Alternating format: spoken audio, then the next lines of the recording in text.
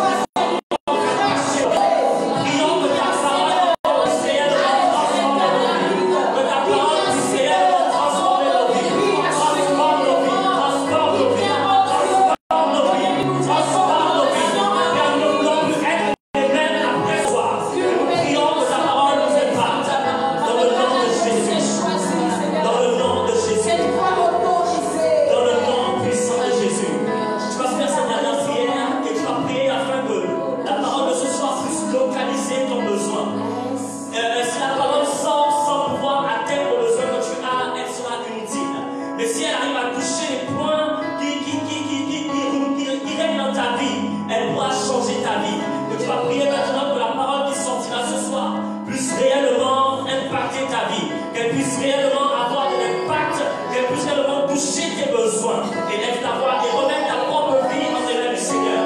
Prie pour toi maintenant. Prie pour toi afin que cette parole touche ta vie, afin qu'elle puisse toucher ta vie. Il est beau, Chakayama. Oh, les bravas, Chakoloposiaba. Oh, bravo, Chakayama. Et les beaux Chakoloposiaba. Allez, les beaux Chakayama. Chayaka, et les beaux Chakayama. Il est beau, Chakayama.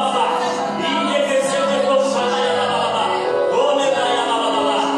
Dans le nom de Jésus, dans le nom puissant de Jésus, tu vas faire cette dernière prière. La Bible déclare dans le chant que les enfants d'Israël se sont rassemblés, que les fils de Dieu se sont rassemblés, et le diable est venu au milieu d'eux. Tu vas élever ta voix maintenant et tu vas te poser à toute forme de distraction, à tout empêchement, à tout problème, à toute forme de distraction, qu'elle soit physique ou spirituelle maintenant. Dans le nom de Jésus, élève ta voix et prends autorité. Nous prenons autorité maintenant ce soir, Père. Contre toute forme de distraction dans ces lieux, dans les lieux où nous trouvons, que le Saint-Esprit de Dieu les disperse. Tout ce qui n'est pas de toi, que le feu du Saint-Esprit consume tout ce qui n'est pas de toi, que le sang de l'agneau libère tout ce qui n'est pas de toi. Oh, les bras, les bras,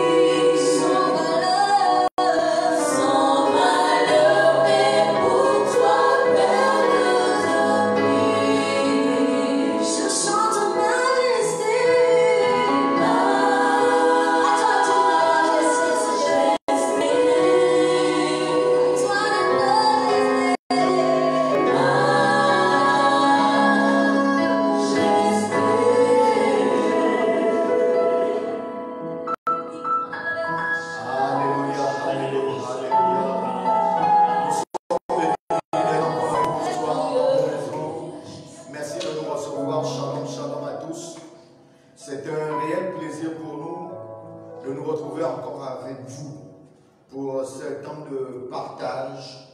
C'est un réel plaisir d'être avec vous dans ce culte en direct. Nous bénissons chacun de vous là où vous êtes. Que notre Seigneur vous fasse du bien, que Dieu vous fasse du bien ce soir, que Dieu vous visite extraordinairement encore ce soir. Vraiment que vous recevez ce dont vous avez besoin. Nous bénissons le Seigneur pour sa vie au milieu de nous ce soir encore. Alors que nous avons commencé ce culte avec ces temps merveilleux d'adoration et d'intercession, nous voulons maintenant passer à la parole de Dieu. Nous voulons passer à la parole de Dieu et nous avons déjà prié pour cette parole. J'aimerais tout simplement vous demander d'ouvrir vos Bibles dans le livre de Marc. Marc chapitre 4, à partir du verset 35. Marc chapitre 4 à partir du verset 35.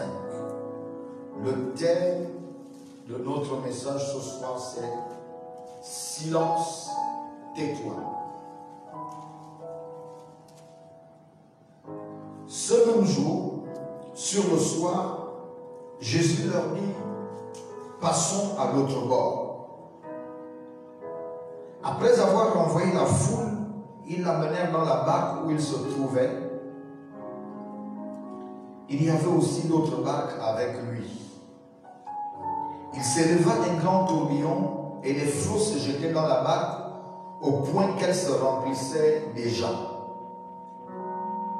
Et lui, il dormait à la poupe sur le coussin. Ils le réveillèrent et lui dirent, « Maître, ne t'inquiètes-tu pas de ce que nous périssons ?» S'étant réveillé, il menaça le vent et dit à la mer, « Silence, tais-toi. » Et le vent cessa, et il y eut un grand calme. Puis il leur dit, « Pourquoi avez-vous ainsi peur? Comment n'avez-vous point de foi ?» Ils furent saisis d'une grande frayeur, et ils se dirent les uns aux autres, « Quel est donc celui-ci à qui obéissent même le vent et la mer? » Et lorsque nous regardons ce texte nous donne plusieurs enseignements. Mais nous voulons comprendre ce qui s'était réellement passé. En effet, lorsque il y a eu ce grand tourbillon et que les flots se jetaient dans la barque, que la barque était remplie d'eau, le Seigneur Jésus, assis au devant de la barque, dormait tranquillement. Alors que les vents étaient contraires et que le bateau était en train de prendre de l'eau, les disciples étant avec lui avaient peur. Ils étaient conscients que ça n'allait pas, qu'ils allaient chavirer. Ils sont obligés d'aller vers le Seigneur pour le réveiller en lui disant, ne t'inquiète-tu pas de ce que nous périssons. En fait, pourquoi ils lui ont parlé des inquiétudes? Pourquoi ils ne s'inquiétaient pas? Tout simplement parce qu'eux-mêmes, ils avaient peur. Ils étaient inquiets. Bien-aimés, il y a parfois dans nos vies des tourbillons qui se lèvent. Il y a parfois des vents contraires qui se lèvent dans nos vies. Il y a des épreuves qui se lèvent dans nos vies. Et alors que les eaux viennent remplir notre barque, ce qui se passe, c'est que nous avons peur. Et le Seigneur, après avoir menacé le vent, après avoir menacé la tempête, va leur dire, pourquoi avez-vous peur? Comment n'avez-vous point de foi? Bien-aimés, dans cette situation difficile, lorsque le Seigneur s'est levé, il a menacé les éléments. Et il a dit, silence, tais-toi, et tout s'est calmé. Bien-aimés, il faut comprendre que lorsque le diable veut nous faire tomber, lorsque le diable veut que nous puissions rétrograder, lorsque le diable veut que nous puissions abandonner, ce qu'il fait, c'est qu'il s'attaque à notre foi. Et lorsque le diable s'attaque à notre foi, ce qui se passe, c'est que nous avons peur. Et bien aimé, la peur, c'est le contraire de la foi. Donc il crée en toi la peur, il crée en toi le doute. Il crée en toi des inquiétudes. Parce que la peur va paralyser ta foi. C'est en ce moment que tu dois pouvoir te tenir et de dire silence, tais-toi. Bien aimé, quand le diable veut t'amener à reculer, quand le diable veut t'amener à abandonner, à te décourager, il s'attaque à ta foi et il crée la peur en toi. C'est pour cela dans le livre de Luc, au chapitre 22, verset 31-32, Jésus va dire ceci à Simon: Simon, Simon, Satan vous a réclamé pour vous cribler comme du froment. Moi j'ai prié pour toi, afin que ta foi ne défaille point. Il dit: j'ai prié pour toi, afin que ta foi ne défaille point. Il dit: Satan lui-même, le diable en chef, est venu. Il vous a réclamé pour vous cribler comme le froment. Le Seigneur n'a pas prié pour Simon Pierre en lui disant: je vais prier pour que tes finances ne soient pas touchées. Parce que quand l'eau rentre dans la barque, les épreuves, ça vient, ça peut toucher tes finances. Il n'a pas dit: je vais prier pour que ton enfant ne puisse pas avoir un problème. Il n'a pas dit que je vais prier pour que ton travail ne soit pas menacé. Mais il a dit: j'ai prié afin que ta foi ne chancelle pas, que ta foi ne défaille point. Et il dit: toi, lorsque tu seras converti, affermis les autres. Bien aimé, parce qu'il savait qu'en ce moment, Simon n'était pas encore en mesure de pouvoir affermir les autres, parce que sa foi chancelait encore, et que lorsque le diable venait s'en prendre à lui, il a fallu que le Seigneur intervienne. Bien aimé, il y a des situations comme ça dans nos vies. Le diable s'en prend toujours à notre foi. Je me souviens de cette histoire que nous avons vécue ici il y a 2 ans, au moment où nous devons rentrer dans cette salle, dans notre église. Nous étions quelque part dans l'occasion, nous avons construit notre temple. Et normalement, nous l'avons construit à peu près sur 1 an. Et nous devions rentrer. J'avais décidé que nous devions faire la nuit de la traversée au niveau de notre salle, dans la nouvelle salle, et qu'à cause des contraintes techniques, nous resterons dans la salle de location et reviendrons à partir du 1er mars occuper définitivement les lieux. Donc nous avions fait les travaux très rapidement. Et je crois que c'était 3 jours avant. Ce jour-là, nous avions un mariage. Je devais officier un mariage dans une salle de fête de la place. C'était une sœur de notre église de Zion qui se mariait. La gloire des villes de Zion.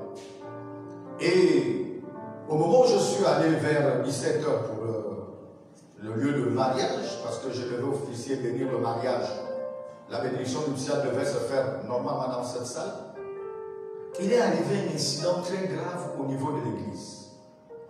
Nous étions en train de préparer une salle, mettre la climatisation, on n'avait pas encore mis de porte, une porte à 2 battants, et le menuisier derrière nous est venu déposer la porte. Et comme nous avions un studio au niveau du terrain où nous logions un de nos pasteurs avec sa famille, il y a son fils de 3 ans qui est venu et puis il a joué avec la porte. Le menuisier l'avait laissé contre le mur, 2 battants dans le cadre. Et cette porte est tombée sur lui. Il a pratiquement écrasé par la porte. La maman a eu juste d'entendre le cri, mais nous étions déjà au mariage. Heureusement que sur le chantier, il y avait quelqu'un qui était encore là. Ils ont soulevé l'enfant et ils l'ont amené à l'hôpital. Au départ, nous avions cru que l'enfant avait perdu la vie. Et ils l'ont amené à l'hôpital, qui est maintenant aujourd'hui l'hôpital militaire d'Akra. Ils ont diagnostiqué l'enfant, ils ont fait les premiers soins. Pendant ce temps, j'étais encore en plein mariage. Mon épouse va m'appeler pour m'informer de la situation. Je ne pouvais pas revenir parce qu'il fallait que l'officier de mariage, c'était déjà un engagement sérieux. Et les médecins vont recevoir mon épouse. Ah oui, bon, le médecin dit à mon épouse, vraiment c'est compliqué. Vous avez bénissé le Seigneur parce que l'enfant n'est pas mort. Il a été écrasé, nous avons fait des radios. Au niveau de la tête, il n'y a rien qui est touché, mais l'enfant a perdu l'œil. Il a perdu un œil. Mais nous ne pouvons pas le garder ici. Il faut l'amener du côté de l'hôpital, le CHU d'Oveno. En ce moment, ils ont fait appel à une ambulance. Avec l'ambulance, ils ont amené l'enfant. L'enfant a été amené au CHU d'Oveno. Effectivement, là-bas également, le constat a été fait que l'enfant a perdu son œil. Et après avoir béni le mariage, je suis rentré. Et nous sommes rentrés dans des temps de prière. Mais ça a été des moments très difficiles. Parce que là, nous comprenons que le diable s'était vraiment levé. Et qu'il fallait qu'il touche à notre foi.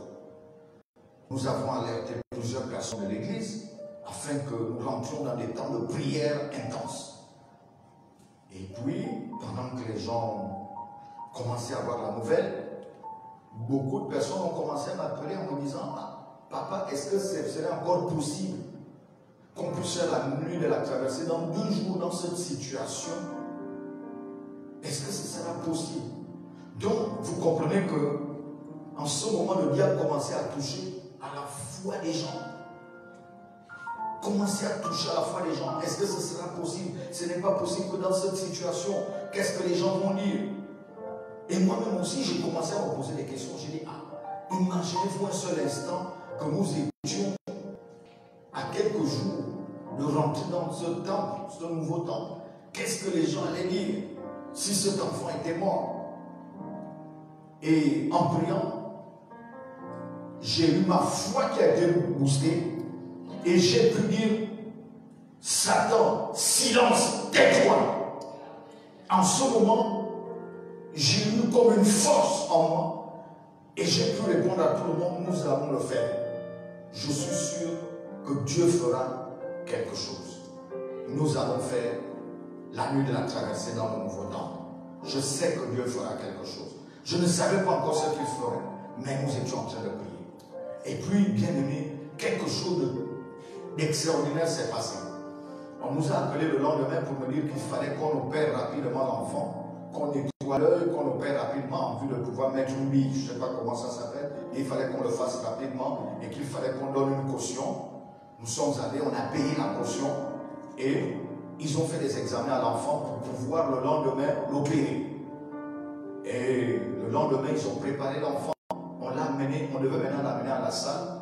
Et puis, il y a eu une information que le plateau technique ne pouvait pas être utilisé parce qu'il y avait en fait quelque chose se passait au bord de l'hôpital. Donc on ne pouvait pas utiliser le plateau technique. Du coup, on devait reporter l'opération de l'enfant. Ils ont amené l'enfant à ça. Nous étions un peu déçus parce qu'on nous avait dit que c'était grave que l'enfant reste avec cet œil comme ça. Il fallait que ça soit nettoyé pour que l'autre œil ne s'infecte pas. Du coup, on a continué à prier le Seigneur. Le médecin qui le traitait a appelé les autres collègues pour dire non, même s'il y avait quelque chose à faire au niveau du plateau technique, au niveau de l'hôpital, c'était un enfant, il fallait qu'on l'opère en priorité. Mais 2 jours, il fallait revenir sur l'opération et donc il fallait faire d'autres examens, des examens qu'on fait avant l'opération. Ces examens ont été faits.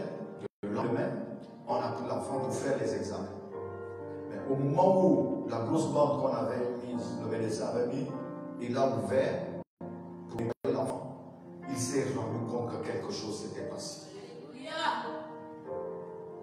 Miraculeusement, l'œil était revenu. En ce moment, on m'a appelé de l'hôpital, pasteur, il faut venir rapidement. Quelque chose s'est passé. On avait remis la bande de l'enfant, on me l'a dit. Je suis arrivé à la salle et on m'a moi je veux voir. J'ai enlevé la main de l'enfant, j'ai fermé notre œil, je lui ai montré les clés de la voiture. Je lui dis, j'entends, c'est ça. Il me dit, papi, ce sont les. Écoutez, c'était un enfant de 3 ans. Une double porte qui est tombée sur son visage, sur lui. Et on a vraiment dansé, on a béni le Seigneur. L'hôpital était en émoi, c'était un véritable miracle. L'enfant avait recouvré la vue. Notre foi n'a pas du tout été ébranlée. Bien-aimé, quelle que soit la situation que tu peux vivre, je dis, il faut arriver à une position de foi où, quelle que soit la vie, quelle que soit ce que tu traverses, tu dois dire, Satan, silence, tais-toi. Alléluia. Alléluia. Il n'y a rien d'autre que le diable puisse faire. Ce qu'il cherche, c'est de détruire ta foi. Et l'Église, nous avions, pour la petite histoire, nous avions fait la nuit de la traversée. L'enfant n'avait pas encore recouvré la vue. Mais nous avons fait. Et c'était une nuit de traversée extraordinaire. C'était une nuit extraordinaire. Et après, quelque temps après, parce que nous sommes restés sur la foi, Dieu a accompli. Il n'y a pas de miracle sans la foi. C'est la foi qui nous donne la victoire dans chaque bataille. La Bible dit dans 1 Jean 5, au verset 4, parce que tout ce qui est né de Dieu triomphe du monde. Et la victoire qui triomphe du monde, c'est notre foi. Bien-aimé, veille sur ta foi, parce que c'est ta foi qui te permet d'avoir des victoires. C'est ta foi qui te permet de remporter des victoires. Il faut veiller sur ta foi. Ne laisse pas l'opportunité au diable de te déstabiliser. Plusieurs personnes pendant ces temps sont maintenant déstabilisées par tout ce qu'ils écoutent. Il faut veiller sur ta foi. Tu me diras comment veiller sur la foi. Mais on veille sur la foi par la lecture de la parole de Dieu, par la méditation de la parole de Dieu. Josué chapitre 1 verset 8 dit que ce livre de la loi ne s'éloigne point de ta bouche. Médite le jour et nuit.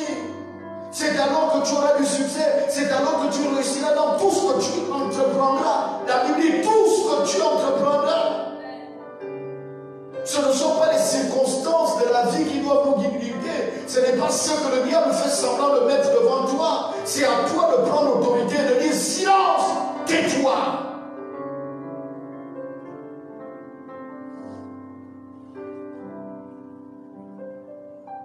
Lorsque le diable veut détruire ta foi, bien-aimé, et lorsqu'il s'attaque à toi, lorsqu'il veut te détruire, autant pour moi, lorsqu'il veut te détruire, il touchera ta foi. Ouvrons nos Bibles dans le livre de Actes.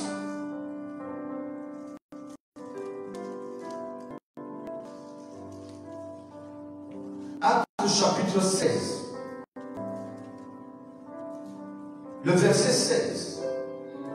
La Bible dit, comme nous allions au lieu de prière, une servante qui avait un esprit de bidon et qui en devinant procurait un grand profit à ses maîtres vint au-devant de nous et se mit à nous suivre. Paul et nous, elle criait, ces hommes sont les serviteurs du Dieu très haut et ils vous annoncent la voie du salut. Bien-aimés, faites attention. Ce n'est pas tout ce qui se présente aujourd'hui. Tout le monde prêche. À la télévision, aujourd'hui, dans les réseaux sociaux, tout le monde prêche parce que les lieux de culte sont fermés. Mais vous ne devez pas prendre comme content tout ce que chacun dit. La Bible nous dit au verset 18, il faut pouvoir discerner. Ce n'est pas parce qu'on est un type de prophète, d'apôtre, de pasteur, de docteur, d'évangéliste. La Bible dit qu'elle fit cela pendant plusieurs jours. Paul, fatigué, se retourna et dit à l'esprit, je t'ordonne au nom de Jésus de sortir d'elle. Et il sortit à l'heure même. En d'autres termes, Paul, fatigué, lui a dit, silence, tais-toi. Bien-aimé, donc faites attention. Il faut souvent discerner de voir ce qui se cache derrière la personne. Nous devons faire attention actuellement à toutes ces prédications. Nous devons faire attention à ces enseignements qui de façon insidieuse viennent détruire notre foi. dernière fois, quelqu'un, un pasteur, avec beaucoup de vues, il enseignait sur la polygamie. Et il disait que, mais oui, c'est normal. Il dit aujourd'hui, nous pouvons être des polygames en tant que chrétiens. Et il justifiait par la parole de Dieu. Il y a un pasteur et deux autres pasteurs que j'ai suivis dans une émission de télévision. Dans les réseaux sociaux. Où la Bible quittera son père et sa mère et s'attachera à sa femme. Et l'autre répliquait en disant, mais oui, même s'il a 4 femmes, la première, c'est sa femme. La deuxième, c'est sa femme. La troisième, c'est sa femme. Donc il ira son père et sa mère s'attachera à sa femme, même s'il en a 5, 6.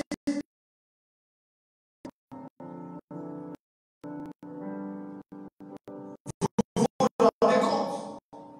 Nous devons faire attention.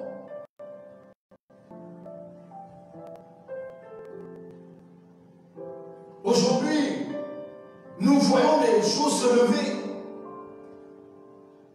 Des gens venir enseigner que nous n'avons pas besoin de l'ouverture des lieux de culte.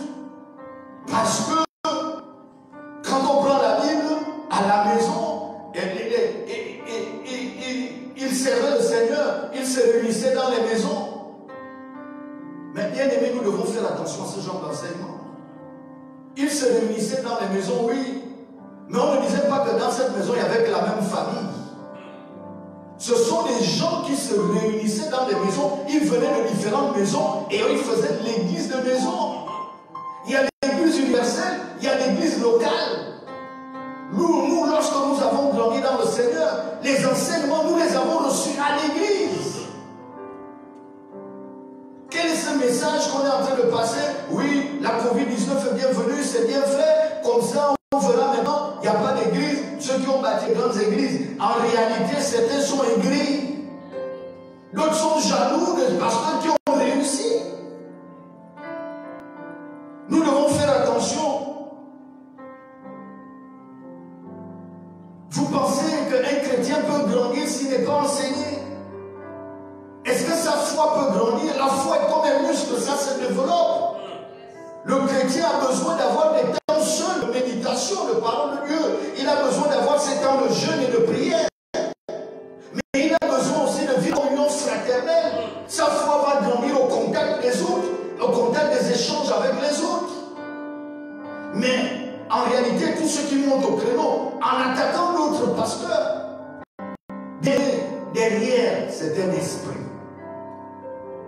Ça nous rappelle l'esprit de Python. Nous devons faire attention aux esprits de Python. Bien-aimés, dites-leur silence. Tais-toi. L'esprit de Python parlait du Seigneur. Cette femme présentait, ce sont les hommes du Dieu très haut. Mais en réalité, son objectif, son but était de détruire l'église. Et ceux qui sont animés des esprits de Python, leur but, c'est de détruire l'église du Dieu vivant. Mais la bonne nouvelle que j'ai pour vous, c'est que Dieu ne peut pas être détruit. Jésus a dit, je bâtirai mon église et les portes de l'enfer ne pourront point contre elle. Il faudrait que nous fassions attention. Il y a des esprits qui agissent dans les hommes pour détruire ta foi. Bien aimé, faites attention. Matthieu chapitre 16, nous allons lire rapidement. Malheureusement, le temps déjà. Nous aurons pu développer ce message parce que c'est le message d'actualité. Je suis outré, parfois énervé, une certaine colère de voir qu'il y a des pasteurs dans les réseaux sociaux qui s'en prennent à d'autres. Non, n'agissons pas comme ça. Un royaume divisé peut exister. Si tu as un problème, appelle ton frère, discutez-en. Ce n'est pas vous échaparder sur les réseaux sociaux. Ce n'est pas normal. C'est le travail du diable. Mes chers collègues pasteurs, tenez ferme. Nous savons que personne ne peut annuler l'église du Dieu vivant. Matthieu chapitre 16, à partir du verset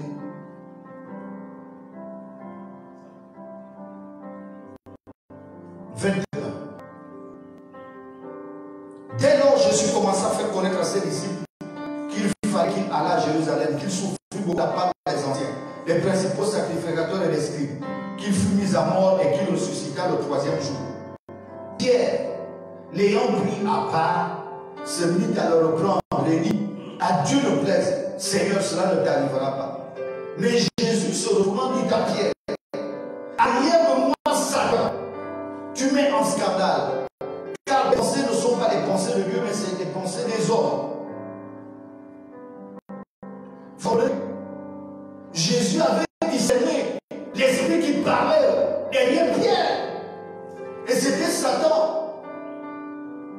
Parce que si Jésus n'était pas parti à la croix et qu'il soit ressuscité des morts, aujourd'hui toi et moi ne serions pas là.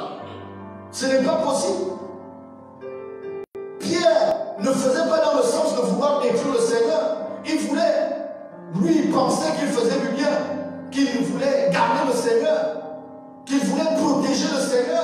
Mais qu'est-ce qui se passe? Dieu dit, le Seigneur lui-même dit, arrière de moi, Satan. Donc nous devons faire attention. Quelle que soit l'étiquette que quelqu'un peut avoir, il peut parler de manière insidieuse. Le diable peut parler avec lui. Jésus avait repris l'esprit qui agissait en Pierre et il a dit, silence, tais-toi.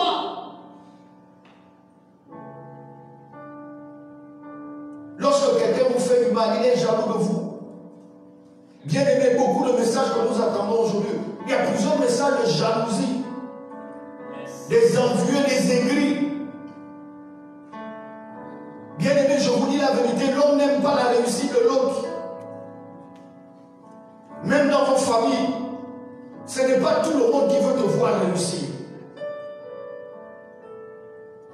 Des gens vont dire des mensonges sur vous.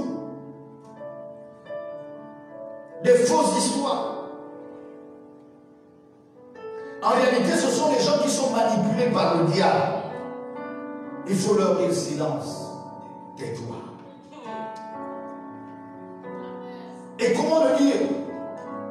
Il faut garder votre foi. Ne rentrez pas dans leur jeu. Pour garder votre foi, il faut tout simplement les aimer. C'est que Jésus aimait Pierre, qu'il a menacé l'esprit qui agissait derrière Pierre. Il faut tout simplement les aimer. Jean 15, 12. La Bible dit, c'est ici mon commandement. Aimez-vous les uns les autres comme je vous ai aimé. C'était le commandement du Seigneur. Nous n'avons pas besoin. Ce n'est pas une option. Nous devons les aimer. Et si nous les aimons, cela va nous donner la force de pouvoir les pardonner. En les aimant, ça nous donne la force de les pardonner.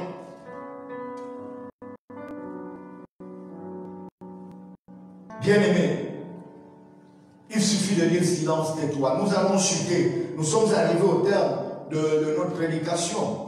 Et nous allons lire le livre de 1 Thessaloniciens. Je vais finir avec ça, rapidement. 1 Thessaloniciens, je comprends pourquoi l'apôtre Paul, en écrivant Thessaloniciens, va leur dire ceci, chapitre 3, à partir du premier verset. C'est pourquoi, impatients que nous étions, et nous décidant de rester seuls à Athènes, nous envoyâmes Timothée, notre frère, ministre de Dieu dans l'évangile de Christ, pour vous affermir et vous exhorter au sujet de votre foi. Le verset 3 dit, afin que personne ne fût ébranlé au milieu des tribulations présentes, car vous savez vous-même que nous sommes destinés à cela. Et lorsque nous allons au verset 5, la Bible dit, ainsi dans mon impatience, j'envoyais m'informer de votre foi, dans la crainte que le tentateur ne vous eût tenté, et que nous n'eussions travaillé en vain. Vous comprenez? Donc, en fait, c'est ça. Paul avait le désir d'aller vers les Thessaloniciens. Et lorsque vous lisez le chapitre 2, au verset 17, verset 18, Paul va dire qu'au moment où il voulait aller leur rendre visite, par 2 fois, Satan lui a empêché d'aller les voir. Mais on lui veut aller les voir. Pourquoi? C'était pour affermir la foi. Bien aimé. Et pourtant, c'est une église de Thessalonique que Paul avait bâtie. Et il voulait aller les revisiter pour voir si ces enseignements sont suivis. Parce que Paul était conscient que les Thessaloniciens ne pouvaient pas faire le culte seul à la maison. Il fallait qu'il aille les visiter. Et il dit dans cet empressement, j'ai envoyé mon fils dans la foi, Timothée. Timothée que j'ai engendré moi-même dans la foi pour venir vous rendre visite. Mais pour faire quoi? Pour vous affermir et vous exhorter au sujet de votre foi. Bien-aimés. Donc toute cette discussion que nous avons aujourd'hui, regardez celui qui est derrière. Mais dites silence, tais-toi. Dites silence, tais-toi. Il fallait que leur foi soit affermie. Il ne leur a pas dit, il va venir vous enseigner beaucoup de choses, mais pour affermir votre foi. Chrétien, vous devez avoir